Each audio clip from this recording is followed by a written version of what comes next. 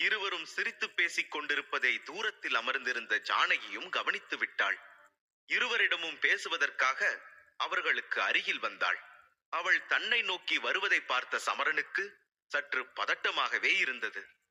ஏய் மேகராணி, அவ இப்போ நம்மளை நோக்கிதான் வந்துட்டு இருக்கா என்று கிசுகிசுத்தான். அவர்களை நெருங்கி வந்த ஜானகி சமரனை பார்த்து, என்ன சமரா, என்ன இந்த பக்கம்? நான் உன்னை இங்க பாப்பேன்னு நினைக்கவே இல்லை. உன்னோட சக்தி உனக்கு திரும்ப கிடைச்சிருச்சுன்னு கேள்விப்பட்ட, ரொம்ப சந்தோஷம் என்றாள். ஆனால் அவளிடம் பேச சமரனுக்கு விருப்பம் இல்லாததை போல முகத்தை கடுமையாக வைத்துக் கொண்டான். அவன் அவளை திரும்பி பார்க்காமலேயே, ஆமா ஆமா திரும்ப கிடைச்சிருச்சு, அதுக்கு என்ன இப்போ என்றான். அவனுடைய அலட்சியமான பதில் ஜானகிக்கு கோபத்தை வரவழைத்து விட்டது.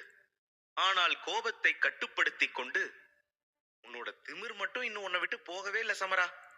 மத்தவங்க கிட்ட எப்படி நடந்துக்கணும், எப்படி பேசணும்னு இந்த 3 வருஷமா நீ எதையுமே கத்துக்கலையா? இன்னும் அப்படியே தான் இருக்கியா என்றாள். என்ன கேக்குறியே, நீயும் தான் மாறல.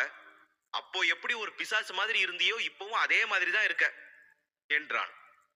அவன் சொன்னதை கேட்ட ஜானகி கோபத்துடன் தனது வாளின் மீது கை வைத்து, யார பார்த்து பேய்னு சொன்ன? உனக்கு என் கூட சண்டை போடணுமா? வரியா, மோதி பார்த்துடலாமா? நீ யாருக்கிட்ட மோதிட்டு இருக்கன்னு தெரியுமா என்று கோபமாக கேட்டாள்.